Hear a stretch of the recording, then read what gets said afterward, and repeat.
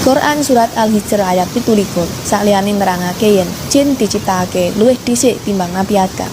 Uga nerangake yen jin kuwi diciptakake saka geni sing panas. Angin sing awake dhewe tokno saka ambegan saliyane ngasilake karbon dioksida uga ngasilake banyu.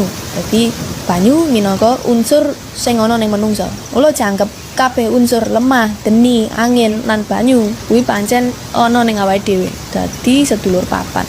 Nah, piye carane manfaatke sedulur papat kuwi ben iso dadi kalimo pancer? Yaiku kanthi migateni prosese. Yen prosese bener bakal iso pancer, yen prosese salah ya bakal iso slewah. Kanggo iso urip, jasad kuwi butuh panganan lan ngombe. Tanpa mangan lan ngombe, jasad bakal ora kuat lan mati.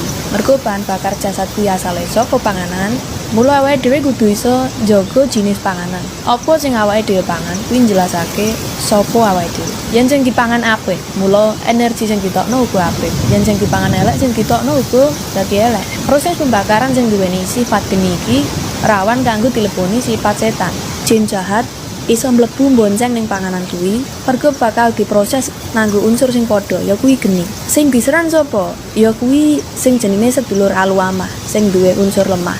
Ing kawruh sedulur papat 5 pancer, sedulur aluamah kuwi nafsu sing gegandengan karo kabutuhan fisik, kaya to mangan, ngombe, nyandang, lan syahwat. Nalika keganggu, unsur lemah iki iso dadi oleng. Mula kunci pisanan kanggo ndadekake unsur sing ana ing panganan kuwi dadi apik yaiku kanthi ndongani dhisik panganan kuwi sadurunge dipangan. Dene panganan sing ora kalal kanthi sifate ya kuwi panganan saka kasil nyolong, engkrek, ngatali wong, nindes utawa korupsi. Dadi aku hati-hati tenan njaga penghasilan kuwi.